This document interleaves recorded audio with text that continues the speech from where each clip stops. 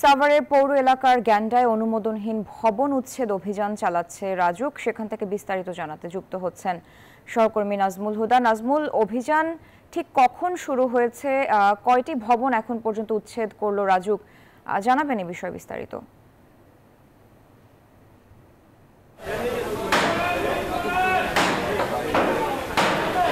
সারা, আপনাকে ধন্যবাদ। আপনি যেমনটি বলছেন এবং সকাল থেকেই কিন্তু যে সাভার পৌর এলাকায় রাজুকের অনুমোদন ছাড়া যেসব ভবন নির্মাণ করছিল সেই ভবনে কিন্তু এখন দেখছেন যে রাজুকের অভিযান চালাচ্ছে। আমরা যদি একটু দেখাতে চাই যে অনুমোদনবিহীন যে বিল্ডিং এবং যে 6তলা বিল্ডিং, সেই 6তলা বিল্ডিংয়ের যে অংশ কিন্তু ভাঙতে শুরু করেছে এবং আমরা যদি আপনাদেরকে একটু দেখাতে চাই এই মুহূর্তে আপনাদের দেখতে যে এই যে রাজুকের যে এখানকার যে শ্রমিকরা রয়েছে, শ্রমিকরা কিন্তু সেই রাজুকের যে ভবন, সেই ভবনের যে অংশ সেগুলো কিন্তু ভাঙতে শুরু করছে। যেহেতু রাজুকের অনুমোদন ছাড়াই কিন্তু এই ভবনের যে নির্মাণ কাজ, সেই নির্মাণ কাজটি করছে এবং অনুমোদনবিহীন নকশা এবং নির্মাণাধীন ভবনের যে নির্মাণ কাজ সেটা কিন্তু বন্ধ করে দিচ্ছে। আগের থেকেই তারা রাজুক চিঠি দিয়েছিলেন রাজুক কর্তৃপক্ষ এবং বহুতল ভবন কিন্তু দেখতেই পাচ্ছেন যে ভেঙে দেওয়া হচ্ছে। এবং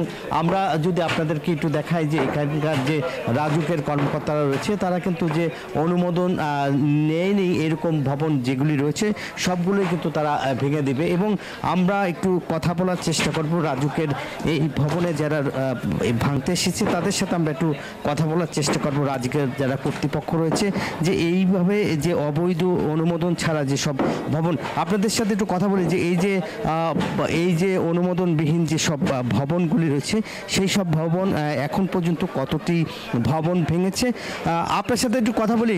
কয়টি ভবন এখন পর্যন্ত অভিযান চালিয়েছেন, কয়টি ভেঙেছেন? আমরা এখন পর্যন্ত 4টি ভবনে অভিযান পরিচালনা করেছি এবং 4টি ভবনে অনুমোদিত নকশা না থাকায় আমরা কিছু অংশ ভেঙে দিয়েছি। এটা আসলে বান্ডেল থাকলে প্রতি সেনমানিতে টাকা বাঁচবে। বিকাশ সেনমানি বান্ডেল কিনে জিতুন প্রতি লেনদেনে।